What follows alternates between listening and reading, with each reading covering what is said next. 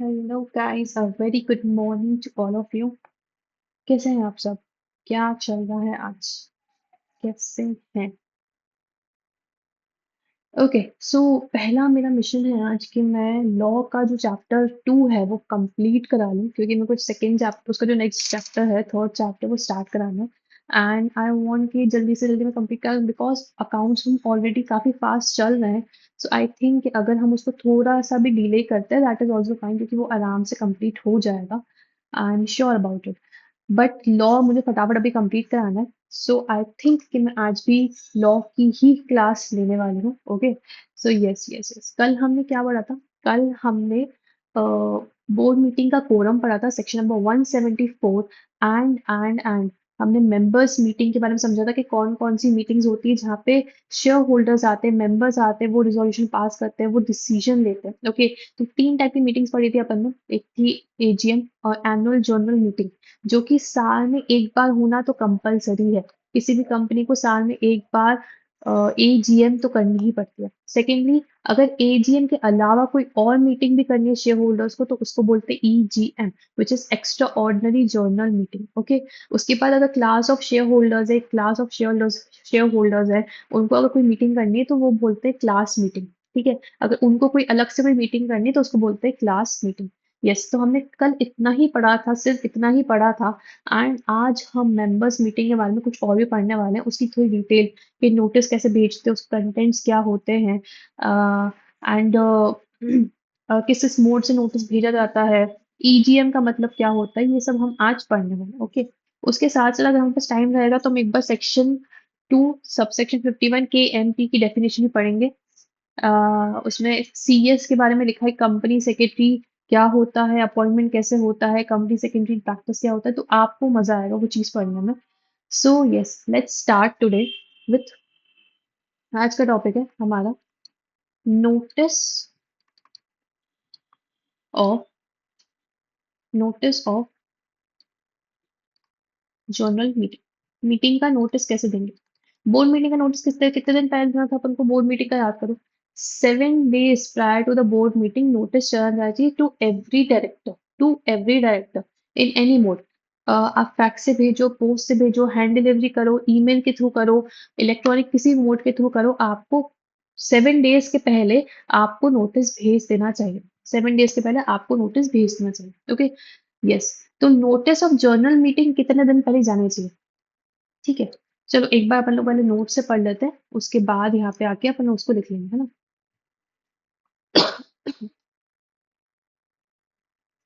Notice of journal meeting. Okay, 1 second में pen change कर लूँ, pen. A journal meeting may be called giving not less than 21 clear days notice, either in writing or through electric mail।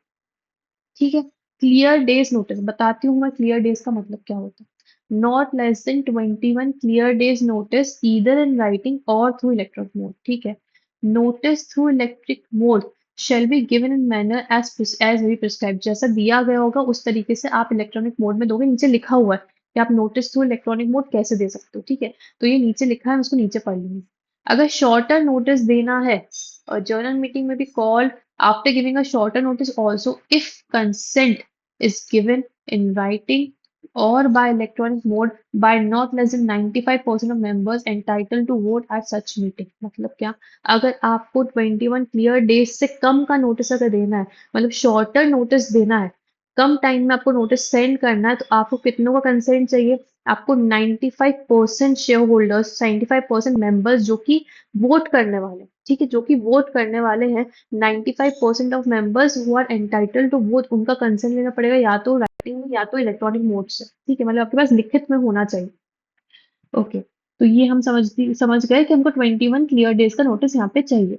21 clear days. ठीक है, उसके बाद आता है contents क्या है नोटिस के। सॉरी, सबसे पहले वही है, डेट, डे, टाइम, वेन्यू, है ना? तो यहाँ पे भी प्लेस ऑफ मीटिंग क्या रहेगी, डे ऑफ मीटिंग क्या रहेगा, टाइम ऑफ मीटिंग, एजेंडा क्या रहेगा, प्रॉक्सी क्लॉज क्या होता है। ठीक है, वो अभी अपन समझेंगे। ओके, सबसे पहले तो बोर्ड मीटिंग का बताओ। बोर्ड मीटिंग में डे, डेट, टाइम कोई भी हो सकता है।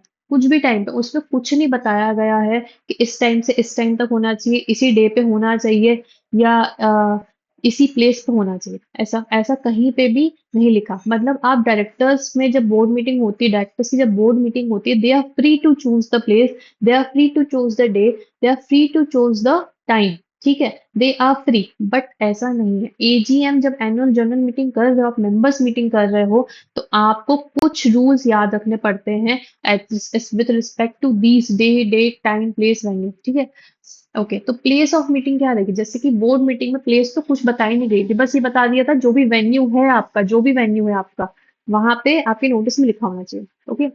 एजीएम के लिए there must be at the registered office or some other place within the city, town या village in which the registered office is situated। मतलब क्या? मान लो रिलायंस इंडस्ट्रीज कहाँ है? आईआरएल है मुंबई में। ठीक है, आरआईएल है मुंबई में। तो आप एजीएम कहाँ रख सकते हो? या तो आईआरएल के रजिस्टर्ड ऑफिस में, ठीक है, आरओ में, रजिस्टर्ड ऑफिस में, या मुंबई में कहीं पे भी, या मुंबई में कहीं पे भी।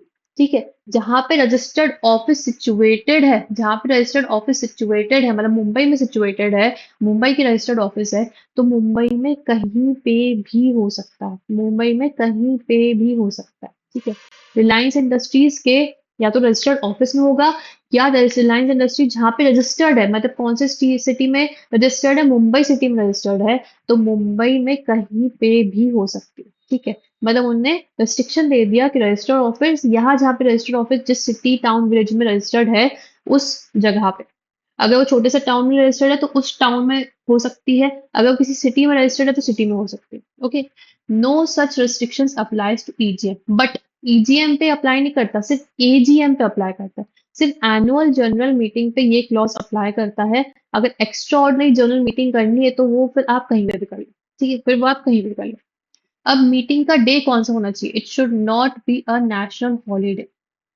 ये तो हमने बोर्ड मीटिंग में पढ़ा था कि अगर मीटिंग एडजर्न होती है, अगर मीटिंग एडजर्न होती है, बोर्ड मीटिंग एडजर्न होती है, तो हम नेक्स्ट वीक करते हैं। बट अगर नेक्स्ट वीक में जो डेट पे हम करने वाले, जो डे पे हम करने वाले, अगर नेशनल हॉलीडे है, तो हम नेक्स्ट सक्सीडिंग डे पे कर लेते हैं। राइट, ये बोर्ड मीटिंग क्लॉज था। Day of meeting, general meeting का ये क्लॉज है कि वो तो नेशनल हॉलीडे पे कंडक्ट भी नहीं हो सकती। एडजर्नमेंट की बात तो छोड़ो, कंडक्ट भी नहीं हो सकती। एडजर्नमेंट की बात छोड़ो, ठीक है, कंडक्ट ही नहीं हो सकती। कम नेशनल हॉलीडे पे नहीं। And EGM can however be held on any day. But EGM आप किसी भी दिन पे कर लो। ईजीएम आप किसी भी दिन पे कर लो। बोर्ड मीटिंग भी आप किसी भी दिन पे कर सकते हो, बट एडजर्न मीटिंग आप नेशनल हॉलीडे पे नहीं कर सकते। ठीक है, बोर्ड मीटिंग में आप किसी भी दिन पे कर सकते हो, बट एडजर्न हॉलीडे और एडजर्न बोर्ड मीटिंग आप नेशनल हॉलीडे पे नहीं कर सकते हो। एजीएम तो नेशनल हॉलीडे पे कंडक्ट ही नहीं कर सकते हो, रख ही नहीं सकते हो। ईजीएम आप कभी भी रख सकते हो। समझ में आया? Okay. Time of meeting for AGM can be called during business hours only between 9 a.m. to 6 a.m. मतलब कि AGM का प्रॉपर प्रोटोकॉल है कि आप सुबह 9 से शाम के 6 बजे तक ही मीटिंग कंडक्ट कर सकते हो, बिजनेस आवर्स में ही कंडक्ट कर सकते हो। ऐसा नहीं कि रात के 9 बजे बुला रहे हो, रात के 10 बजे मीटिंग बुला रहे हो, नहीं। आपको बिजनेस आवर्स से प्रॉपरली कंडक्ट करना पड़ेगा। बिजनेस आवर्स प्रॉपरली कंडक्ट करना पड़ेगा।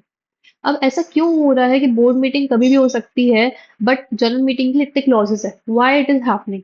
ये इसलिए होता है, मान रिलायंस इंडस्ट्री में कितने सारे शेयर होल्डर्स हैं?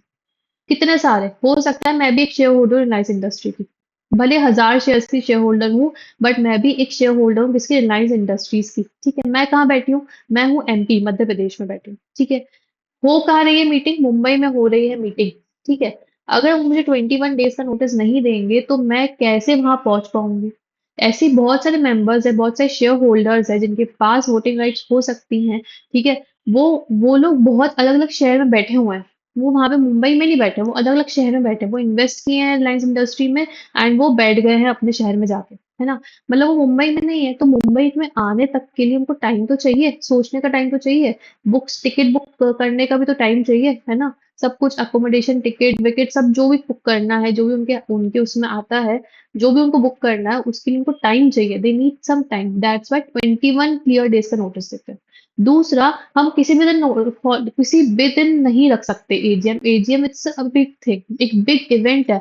एनुअल जनरल मीटिंग कंपनी के लिए एक बिग बिग इवेंट मानी जाती है। वहां पे इतना खर्चा हो रहा है, सब कुछ हो रहा है, तो आप ऐसे ही कहीं पे भी कुछ नहीं कर सकते, ऐसे ही कहीं पे भी कुछ नहीं कर सकते। इसलिए उसका प्लेस भी डिसाइडेड रहता है कि इस प्लेस पे कर सकते हो, डे भी डिसाइड रहता है कि इस दिन पे नहीं करना है, और टाइम भी डिसाइड रहता है कि आप बिजनेस आज नहीं करोगे, बिजनेस आज के अलावा कहीं नहीं करोगे। बहुत ही फॉर्मल मीटिंग होती है, बहुत ही फॉर्मल मीटिंग होती है। अच्छा, टाइम के लिए there is no need to follow such timings in EACF AGM. मतलब कि प्लेस डे टाइम एजीएम के लिए कुछ भी कर लो, ठीक है। एजीएम एनुअल जर्नल मीटिंग के लिए आपको फॉलो करना पड़ेगा rules. Extraordinary general meeting जब ईजीएम की बात आती है तो you have to not see anything, कुछ मत देखो, और जैसे जब चाहे तब कर लो, ठीक है। Agenda. Agenda is a statement of business to be transacted at a journal meeting, should be given in the notice.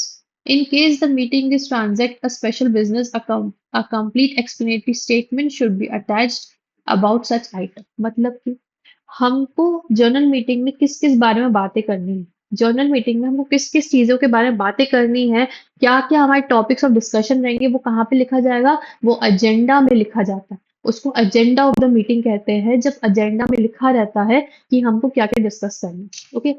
अगर एजेंडा में कोई भी स्पेशल बिजनेस है जो कि बहुत ही अलग है, एकदम मर्जर की बात कर रहे हैं हम, या हम डीमर्जर की या अमाइलगमेशन की बात करें। मर्जर डीमर्जर समझ में आ रहा है, मतलब कि किसी और कंपनी के साथ जाके जोड़ना है, मर्ज करना है, किसी और कंपनी से अलग हो जाना है, ओके। अमाइलगमेट करना है, किसी और कंपनी के साथ जाके काम करना है, ठीक है।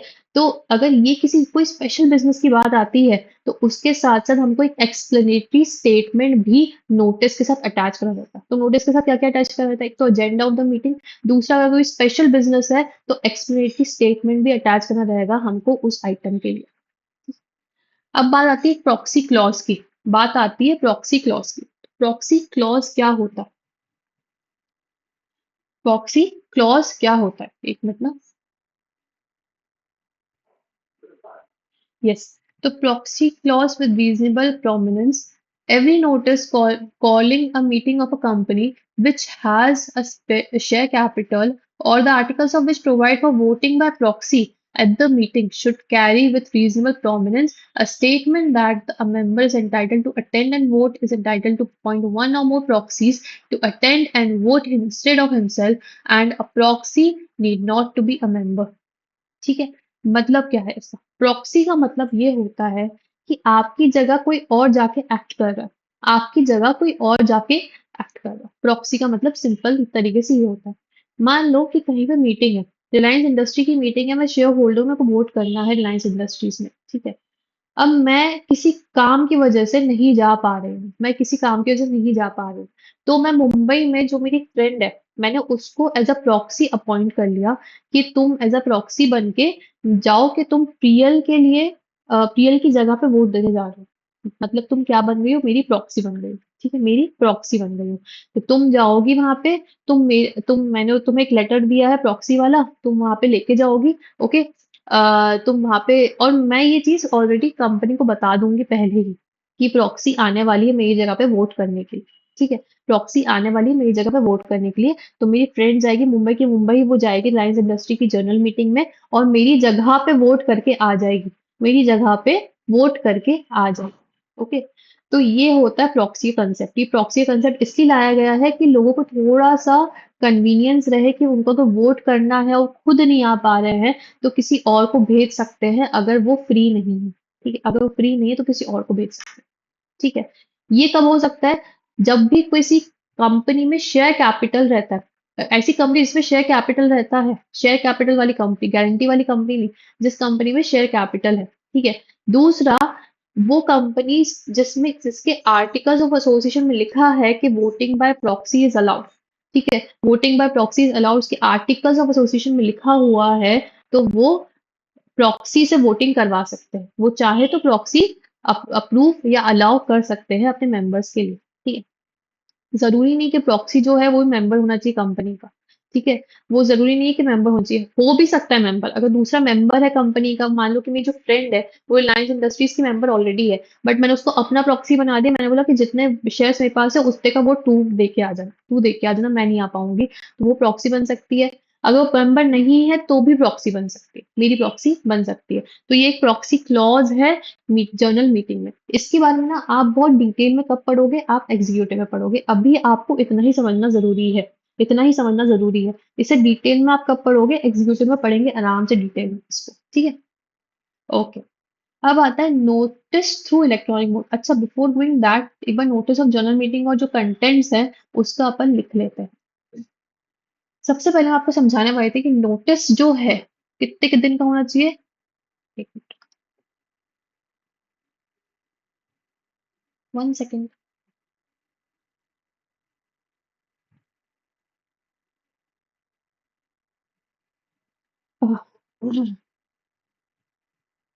नोटिस जो है 21 क्लियर डेज का होना चाहिए। क्लियर डेज का मतलब क्या होता है, what do you mean by clear days? इसका मतलब ये होता है कि जिस दिन, the day notice was sent, ठीक है, and the day notice is served, ठीक है। जिस दिन नोटिस दिया है, जिस दिन हमने नोटिस भेजा है उसको हम एक्सक्लूड कर देते हैं डेज काउंट करने के टाइम पे। जिस दिन नोटिस सर्व हुआ है उसको एक्सक्लूड कर देते हैं काउंट करने के टाइम पे।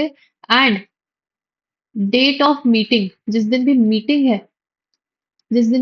है उस डेट को भी हम एक्सक्लूड कर देते हैं काउंट करते टाइम 21 क्लियर डेज। जब 21 क्लियर डेज काउंट करोगे, क्लियर डेज मतलब कि जिस दिन मैंने नोटिस सेंड किया है और जिस दिन नोटिस उसको मिला है, वो डेज को, उन डे को, उस दिन को, ठीक है। नोटिस जिस दिन सेंड हुआ है उस दिन को हम, चलो इसको और थोड़ा सा मैं इसको ठीक कर देती हूँ आपके लिए, इजी कर देती हूँ और थोड़ा सा।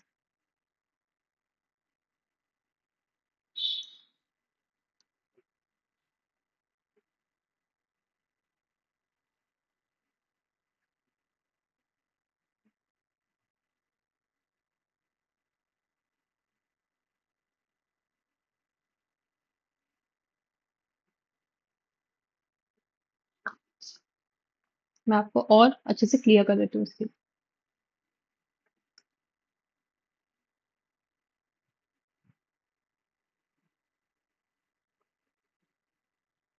अरे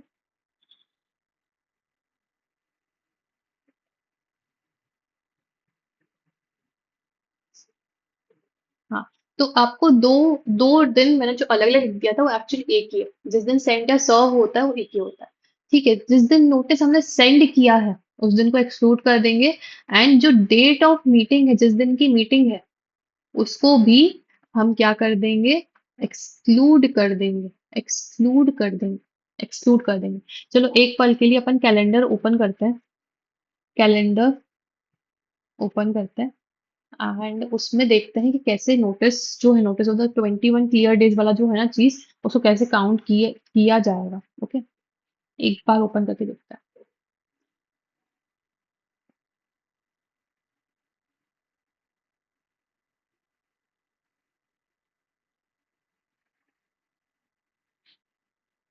अरे कैलेंडर ओपन क्यों नहीं हुआ?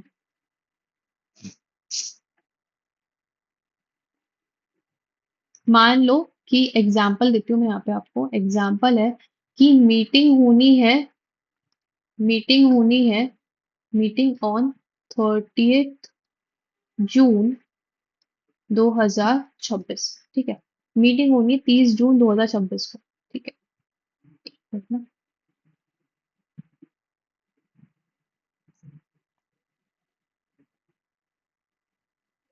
अरे अच्छा, यहाँ से भी तो निकल आया।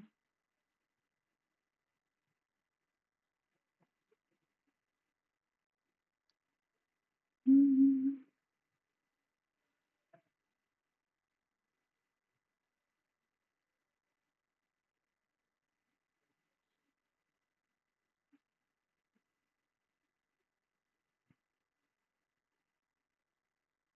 यार यहाँ से भी तो आता है ना। हाँ ये, ओके ओके, मिल गया, मिल गया। अरे यार, मिल तो गया था मेरे को। हाँ, तो मान लो कि 30 जून की मीटिंग करनी है, 30 जून की मीटिंग करनी है, ठीक है। तो सबसे पहले तो हम पीछे गिनना स्टार्ट करेंगे, बट कहाँ से? 29 से 1 गिनेंगे। 38 से 1 नहीं गिनेंगे, 29 से गिनेंगे। ये बोर्ड मीटिंग में चीज फॉलो नहीं होती, बोर्ड मीटिंग में क्लियर डेज नहीं होता, बोर्ड मीटिंग में क्लियर डेज नहीं होता, पर जनरल मीटिंग में क्लियर डेज होता है। मतलब जिस दिन मीटिंग हेल्ड हो रही है, मतलब 30 जून की जो डेट है, ये 30 जून की जो डेट है, हम एक्सक्लूड कर देंगे while counting, while counting 21 clear days। ये दिन तो हमने एक्सक्लूड कर दिया। चलो अब पीछे की तरफ काउंट करके देखते हैं, ठीक है। 30 जून का ये है डेट, है ना? इसको कर दिया। 1 2 3 4 5 6 7 8 9 10 11 12 13 14 15 16 17 18 19 20 21। ठीक है, नाइन्थ को आ गया, नाइन्थ तक आ गया 21। हमने अगर 8 तारीख को सर्व किया है, मतलब notice was sent on 8th जून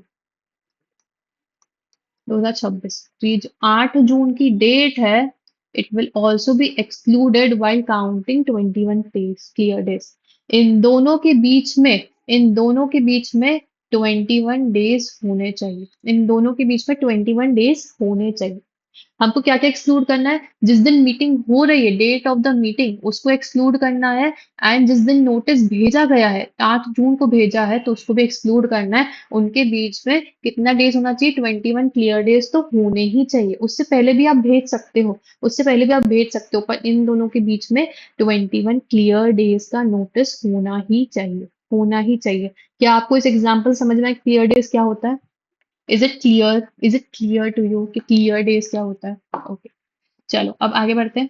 ये तो समझ में आ गया कि नोटिस हमको 21 क्लियर डेज के बीच में भेजना है। दूसरी चीज इसमें और क्या बोली गई थी कि अगर शॉर्टर नोटिस देना है, ठीक है, अगर शॉर्टर नोटिस देना है, मतलब कम टाइम पीरियड का, 21 क्लियर डेज से कम टाइम पीरियड का नोटिस देना है, तो आपको क्या चाहिए? कंसेंट चाहिए of 95% of members entitled to vote. जो वोट करने के लिए एंटाइटल्ड है, ठीक है, उनका अपन उनमें से 95% मेंबर्स का कंसेंट चाहिए, या तो राइटिंग में, या तो राइटिंग में, या किसी और इलेक्ट्रॉनिक मोड से। ठीक है, समझ में आ गया? या तो राइटिंग में, या तो इलेक्ट्रॉनिक मोड से। शॉर्टर नोटिस, ठीक है, शॉर्टर नोटिस। तो notice of the general meeting का समझ में आ गया। अब बात करते हैं इसके कंटेंट्स की। कंटेंट्स का क्या होगा? कंटेंट्स ऑफ द नोटिस, ठीक है, ठीक है, कंटेंट्स ऑफ द नोटिस। चल, सबसे पहला आता है इसमें कि किस प्लेस पर होगा, किस प्लेस पर होगा। तो अगर एजी, सिर्फ अपन एजीएम की बात करें, contents of the notice for AGM, है ना, सिर्फ एजीएम की बात करें, किस प्लेस पे होगा? या तो रजिस्टर्ड ऑफिस जो है ऑफ कंपनी, या वहां पे होगा, और where the registered office is situated.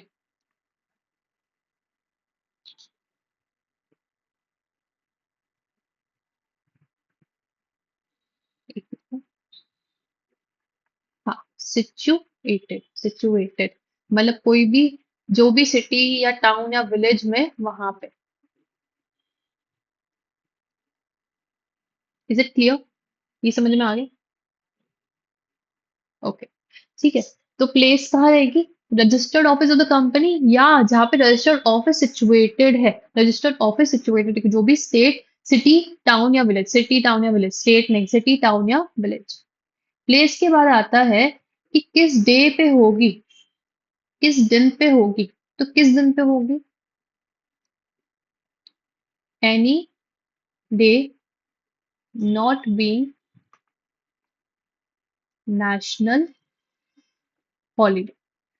National holiday के दिन नहीं हो सकता, ठीक है। The day should be one that is not national holiday, any day not be national holiday. जिस दिन नेशनल हॉलीडे, उस दिन नहीं हो सकती, उसके अलावा किसी भी दिन कर लो, संडे के दिन करना कर लो, ठीक है, बट नेशनल हॉलीडे पे मत करो। टाइम क्या होगा? टाइम है बिजनेस आवर्स। बिजनेस आवर्स क्या है अपने? बिजनेस आवर्स है अपने 9 AM टू 6 PM। ठीक है, ये हमारे बिजनेस आवर्स है, तो ये टाइम होना चाहिए क्या? बिजनेस आवर्स के टाइम पे ही होना चाहिए। उसके बाद कंटेंट्स में क्या होना चाहिए? एजेंडा भी होना चाहिए। Agenda of the meeting. Contents में नोटिस के साथ एजेंडा ऑफ द मीटिंग भी होना चाहिए। अगर कोई स्पेशल बिजनेस है तो उसके लिए एक्सप्लेनेटरी स्टेटमेंट भी अटैच होना चाहिए। Explanatory statement should be attached with.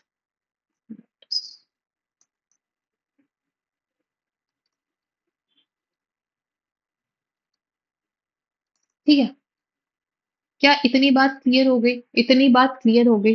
इतनी बात हमें क्लियर हो गई क्या कि कंटेंट्स ऑफ द नोटिस क्या क्या है? सब कुछ क्लियर हो गया। अब यहाँ पर एक बस नोट डाल दो, यहाँ पे बस एक नोट डाल दो। Day, date, time, place for EGM. ठीक है, for EGM no such restrictions or rules. ठीक है, no such restrictions or rules. Day, date, time, place EGM का किसी भी दिन हो सकता है, किसी भी डेट पे आप रख लो, किसी भी डे पे रख लो, किसी भी टाइम पे रख लो, किसी भी प्लेस पे रख लो। ठीक है, कि कोई रेस्ट्रिक्शंस है ही नहीं, ये सब एजीएम के रेस्ट्रिक्शंस, ये सब किसके हैं? एजीएम के रेस्ट्रिक्शंस है। ओके। अच्छा, मैंने यहाँ पे गलती से नोटिस लिख दिया, यहाँ पे नोट लिखना चाहिए मेरे को।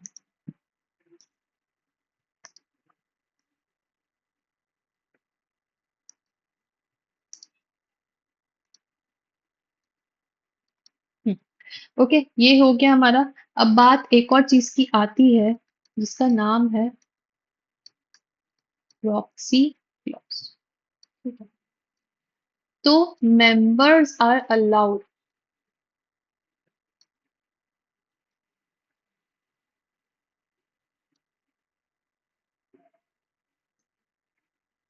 एक सेकंड रुकना ना।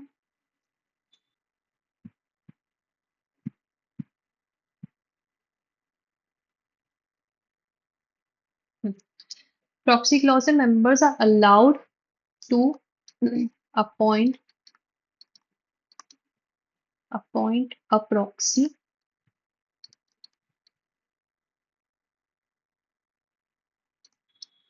to attend the meeting and vote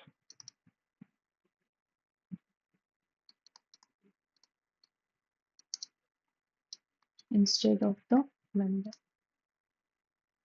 तो ये प्रॉक्सी क्लॉज जो है, ये भी नोटिस में लिखा होना चाहिए क्लॉज। ठीक है, ये क्लॉज क्या नोटिस में लिखा होना चाहिए कि मेंबर्स के पास एक पावर है, उनको अलाउ किया गया है कि वो एक अपनी जगह पे प्रॉक्सी अपॉइंट कर सकते हैं, जो कि मीटिंग अटेंड कर सकता है, जो वोट कर सकता है इंस्टेड ऑफ मेंबर, जो कि वोट कर सकता है। ओके, इसके लिए क्या होना चाहिए? इसके लिए company which has a share capital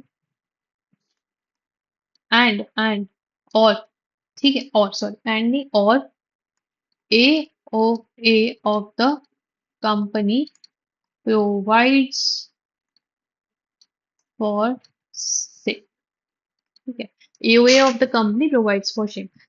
ठीक है, कंपनी, ऐसी कंपनी इसका शेयर कैपिटल होना चाहिए, और दूसरा उसके AOA में लिखा हो अगर, तो भी हम उसको अलाउ कर देंगे प्रॉक्सी क्लॉज के लिए। अच्छा, ये clause notice of the meeting में होना चाहिए। Clause should be in notice. ठीक है, नोटिस में क्लॉज होना चाहिए, प्रॉक्सी क्लॉज दिया होना चाहिए। क्या ये क्लियर है? क्या हमको प्रॉक्सी क्लॉज तक सब कुछ क्लियर हो गया? यस। तो अब बढ़ते हैं अपन आगे। अब बढ़ते हैं आगे, which is notice through electronic mode. And EGM के बारे में पढ़ते हैं, ठीक है। ओके, तो अगर इलेक्ट्रॉनिक मोड से आपको नोटिस देना है तो ऊपर एक लाइन लिखी हुई थी कि आप प्रिस्क्राइब जो भी वे है उसके थ्रू देंगे, जो भी प्रिस्क्राइब्ड वे है उसके थ्रू देंगे, लिखा है ना। Notice through electronic mode shall be given in such a manner as may be prescribed, right. तो ये प्रिस्क्राइब्ड है। A company may give notice through electronic mode, ठीक है, इलेक्ट्रॉनिक मोड से नोटिस दे सकता है। यहाँ पे क्या क्या लिखा है, नोटिस राइटिंग या इलेक्ट्रॉनिक मोड इधर किसी भी तरीके से दे सकता है। इलेक्ट्रॉनिक मोड से कैसे देंगे? Electronic means any communication sent by the company through its authorized or secured computer program, which is capable of producing confirmation and keeping records of such communication addressed to the person entitled to receive such communication at the last electronic mail address provided per the member. मतलब ये है कि company अपने कोई भी authorise या secured computer program, मतलब कोई ईमेल ही है, कोई ईमेल उसने ऐसा प्रोग्राम बना के रखा हुआ है, उस ईमेल के थ्रू जो भी रजिस्टर्ड ईमेल है मेंबर्स के, जो भी उनके पास रजिस्टर्ड ईमेल्स है मेंबर्स के, उस पे एक मेल जाए, फिर कंफर्मेशन भी आ जाए कि इनको मेल चला गया है, इनको मेल चला गया है, और उसका रिकॉर्ड भी मेंटेन रहे। मतलब कंफर्मेशन भी होना चाहिए, रिकॉर्ड भी मेंटेन होना चाहिए कि हमने इनको मेल कर दिया है। बाद में कोई डिस्प्यूट नहीं अराइज होना चाहिए कि यार हमें तो मेल आया ही नहीं था जनरल मीटिंग का। ये डिस्प्यूट नहीं अराइज होना चाहिए। तो इसलिए कंपनी को एक ऑथराइज्ड और सिक्योर कंप्यूटर प्रोग्राम से ही मेल करना है, which is capable of producing confirmation, जो कि बता दे, आपको कंफर्म भी कर दे कि इन लोगों को मेल जा चुका है, मेल पहुंच चुका है इनके पास, और उसका रिकॉर्ड भी रख ले कि इनको कम्युनिकेट हो गया है, इनको कम्युनिकेट हो चुका है। इस तरीके से, ऐसा नहीं कि आपने बस भेज दिया, व्हाट्सएप पे भेज दिया, वो टिक आया ही नहीं है और 21 डेज भी निकल चुके हैं और आपको पता ही नहीं, कंफर्म ही नहीं आपको कि उनको मेल गया है कि नहीं गया। ठीक है, आपके पास कंफर्मेशन होना चाहिए कि उनको मेल हो चुका है, और आपके पास रिकॉर्ड मेंटेन होना चाहिए कि आपने कम्युनिकेट कर दिया है। ओके, इलेक्ट्रॉनिक मोड से ऐसे प्रोग्राम से भेजो आप। ओके, तो ये है नोटिस थ्रू इलेक्ट्रॉनिक मोड। अब आता है एक्स्ट्रॉर्डिनरी जर्नल मीटिंग क्या होती है।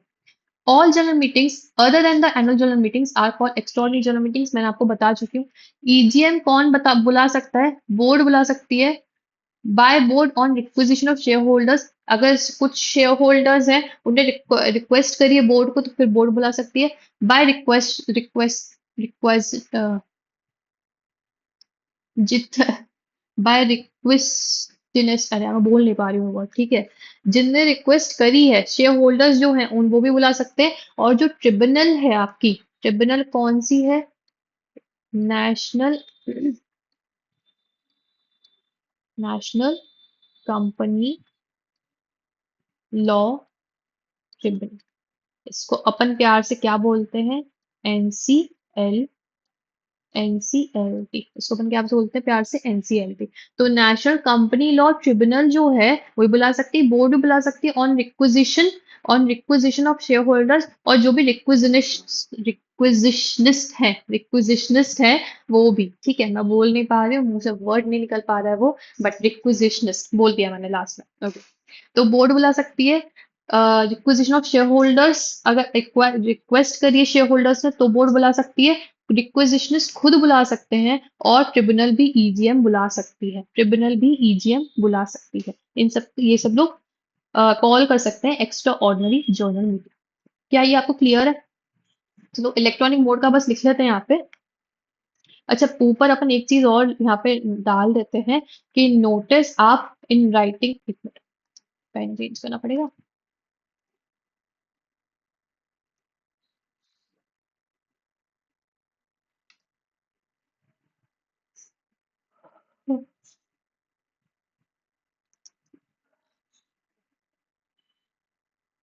कि नोटिस आप कैसे दे सकते हो? इन राइटिंग भी दे सकते हो, या बाय इलेक्ट्रॉनिक मोड से भी दे सकते हो नोटिस, ठीक है। क्या समझ में आ गया? अच्छा, नोटिस और इलेक्ट्रॉनिक मोड भी समझ में आ गया, इसको लिखने की तो जरूरत नहीं है ना कि इलेक्ट्रॉनिक मोड कैसा होना चाहिए। ऐसा होना चाहिए जहाँ पे कंफर्मेशन भी आ जाए, जहाँ पे रिकॉर्ड मेंटेन, चलो मैं लिख ही देती हूँ।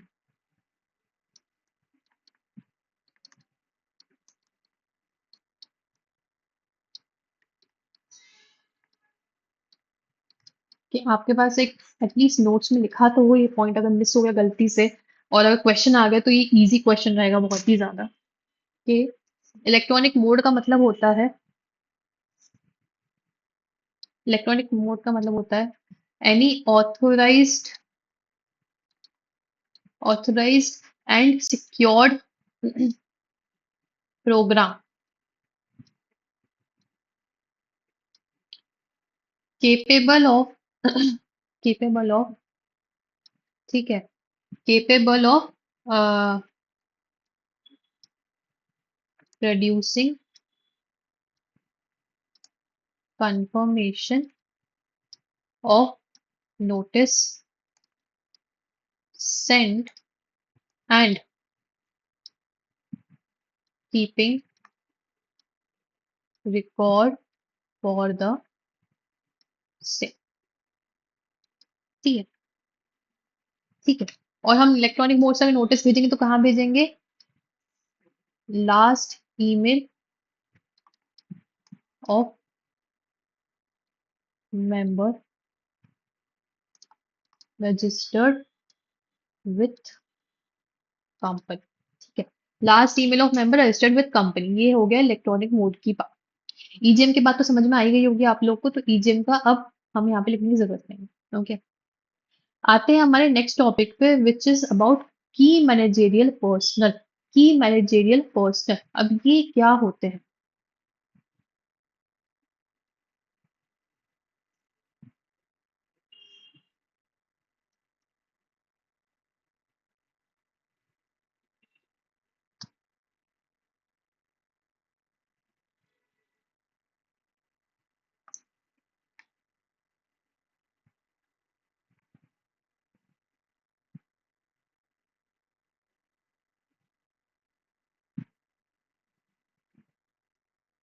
ठीक है, तो की मैनेजेरियल पर्सनल कौन होते हैं?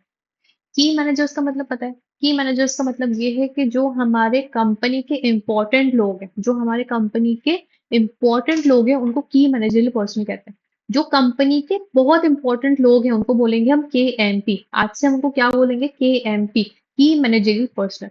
अब कंपनीज एक्ट क्या बोलता है?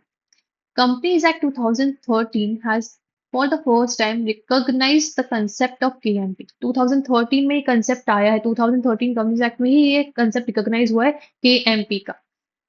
The KMP are the point of first contact between the company and its stakeholder।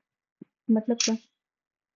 जो भी हमारे मैनेजिंग डायरेक्टर हो गया, ठीक है, हमारा सीई हो गया, सीएफ हो गया, होल टाइम डायरेक्टर हो गया, सीएस हो गया, जो कंपनी और जो स्टेक होल्डर्स है, जो कंपनी और स्टेक होल्डर्स के बीच में डायरेक्ट कनेक्शन बनाते हैं, ऐसा मैनेजमेंट पर्सनल जो कि कंपनी और स्टेक होल्डर्स के बीच में फर्स्ट कांटेक्ट में आते हैं। कंपनी किसको कांटेक्ट करेगी? इन लोग कांटेक्ट करेगी। स्टेक होल्डर्स किसको कांटेक्ट करेंगे? इनको कांटेक्ट करेंगे। जो इन दोनों के बीच का कांटेक्ट है, फर्स्ट कांटेक्ट है, उनको एमपी कहा जाता है, जो कि कंपनी के बहुत इंपॉर्टेंट लोग होते हैं। While the board of directors are responsible for providing the oversight, it is the key managing personnel who are responsible for not just laying down the strategies as well as implementation। मतलब KMP का क्या काम है?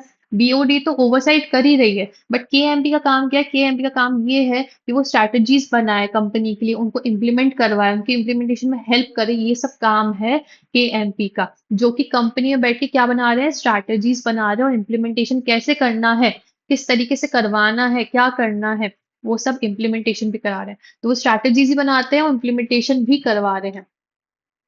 Section 2 subsection 51 में KMP की definition लिखी हुई है। In relation to a company means कौन कौन लोग होते हैं जिनको आप केएमपी कहोगे?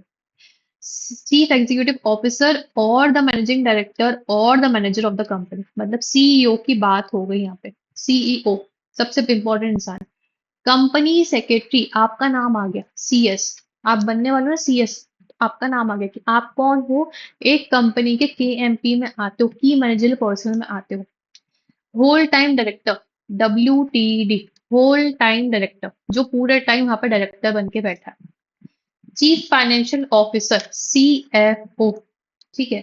सच other officer not more than one level below the directors who is in whole time employment designated as key manager person by the board. मतलब और भी जो भी ऑफिसर जो कि होल टाइम एम्प्लॉयमेंट पे है और वो एक रैंक बिलो ही इन डायरेक्टर्स से जो कि होल टाइम एम्प्लॉयमेंट में है, उनको भी केएमपी माना जाता है। And such other officer as may be prescribe, अगर बाद में कोई और भी ऐसे ऑफिसर्स आते हैं तो उनको भी यहाँ प्रिस्क्राइब कर दिया जाएगा, यहाँ पे प्रिस्क्राइब कर दिया जाएगा। CEO, CFO, whole time director, CS, ये तो है। उसके बाद मैनेजिंग मैनेजिंग डायरेक्टर, मैनेजर की बात भी हो गई यहाँ पे। और ऐसे कोई ऑफिसर्स जो कि होल टाइम एम्प्लॉयमेंट में जो डायरेक्टर्स है ना, उनके जस्ट एक लेवल बिलो पे आते हैं, उसकी एक लेवल बिलो पे आते हैं, उनको भी केएमपी कहा जाता है। उनको भी क्या कहा जाता है? केएमपी। अब यहाँ पे कंपनीज एक्ट में कंपनी सेक्रेटरी की भी डेफिनेशन दी है। तो कंपनी सेक्रेटरी की डेफिनेशन आप पढ़ोगे और आप हंस दोगे, ठीक है।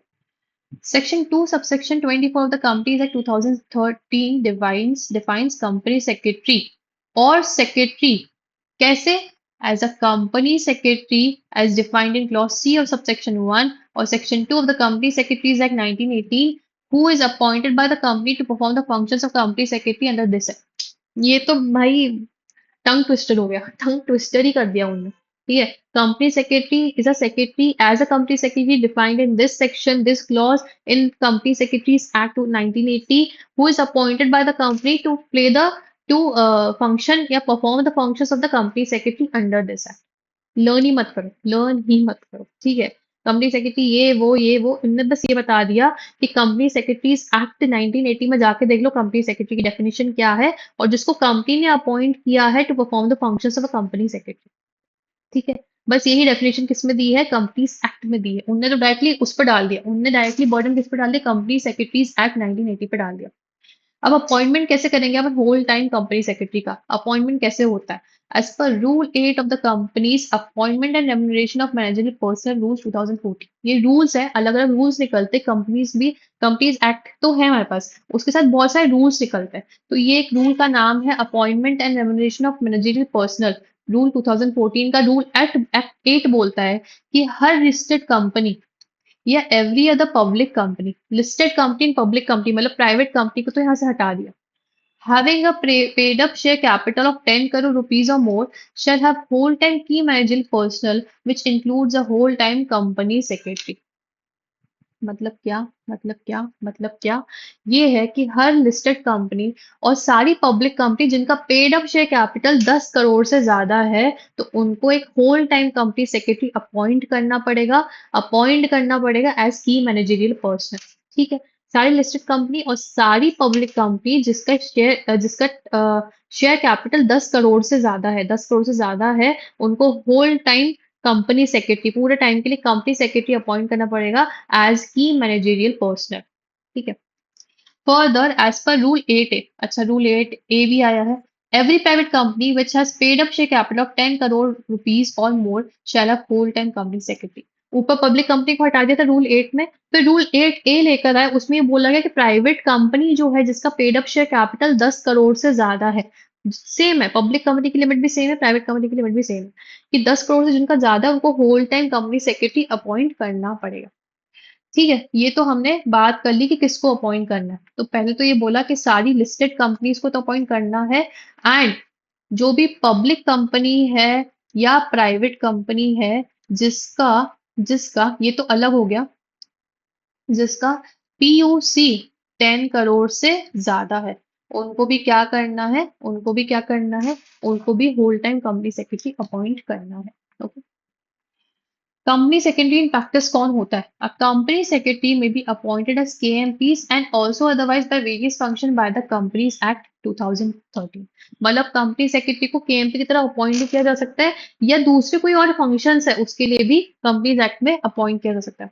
Companies Act also authorized the company secretary in practice for various important activities during the management of the companies। मतलब क्या? कि कंपनी चाहे कंपनीज एक्ट में लिखा हुआ है, कंपनी चाहे तो कोई भी सीएस इन प्रैक्टिस है, मतलब सीएस इन प्रैक्टिस और सीएस इन सर्विस होता है। सर्विस मतलब कि आप एम्प्लॉयमेंट कर रहे हो, प्रैक्टिस मतलब कि आप खुद का बिजनेस कर रहे हो, खुद की प्रैक्टिस कर रहे हो। तो वो चाहे तो कुछ एक्टिविटीज के लिए कंपनी सेक्रेटरी इन प्रैक्टिस से भी काम करवा सकता है, उनको भी ऑथराइज करते हैं कंपनी सेक्रेटरी इन प्रैक्टिस को, कि कंपनी चाहे तो कुछ सर्टिफिकेशन के लिए, कुछ और काम के लिए किसी कंपनी सेक्रेटरी इन प्रैक्टिस को भी रेफर कर सकता है। Okay. According to section 2, subsection 25, company secretary in practice means a company secretary is deemed to be in practice under section 2, subsection 2 of the Company Secretaries Act 1980. यहाँ पे भी क्या किया? यहाँ पे भी बर्डन किस पे लाई कर दिया? यहाँ पे भी बर्डन डाल दिया है किस पे? Company secretaries act 1980। यहाँ पे बर्डन डाल दिया कंपनी सेक्रेटरीज एक्ट 1980 पे कि कंपनी सेक्रेटरी इन प्रैक्टिस कौन है। तो जो भी डिफाइन किया गया है कंपनी सेक्रेटरीज एक्ट 1980 में, उसके हिसाब से कंपनी सेक्रेटरी इन प्रैक्टिस की डेफिनेशन सेम है कंपनीज एक्ट में। उसकी डेफिनेशन भी सेम है कंपनीज एक्ट में। Burden lies on company secretaries act 1980। ठीक है। क्या आपको इतनी बातें समझ में आ गई जो मैंने पढ़ाया है? इसमें से कुछ भी डिफिकल्ट है क्या? कुछ भी डिफिकल्ट नहीं है, इट इज सो इजी। अब अपने पास सिर्फ 2 पेज पढ़ने को बचे हैं और अपन एक और क्लास लेंगे एंड हम कंपनीज एक्ट, कंपनी लॉ, जो हमारे elements of company law chapter number 2, वो कंप्लीट हो जाएगा। वो कंप्लीट हो जाएगा, फिर हम करेंगे इसका बहुत ही बेहतरीन रिवीजन, बहुत ही बेहतरीन रिवीजन, और रिवीजन नोट्स बहुत अच्छे लेकर आऊंगी मैं, और मजा आ जाएगा आपको उसको देख कर। ठीक है। तो अब मिलते हैं नेक्स्ट क्लास में। आज तो नेक्स्ट क्लास नहीं होगी, सेकेंड, इसकी बाद की क्लास कल लगेगी, अब जो भी रहेगी। ठीक है। तो अपन मिलते हैं अब नेक्स्ट क्लास में, तब तक के लिए बाय बाय।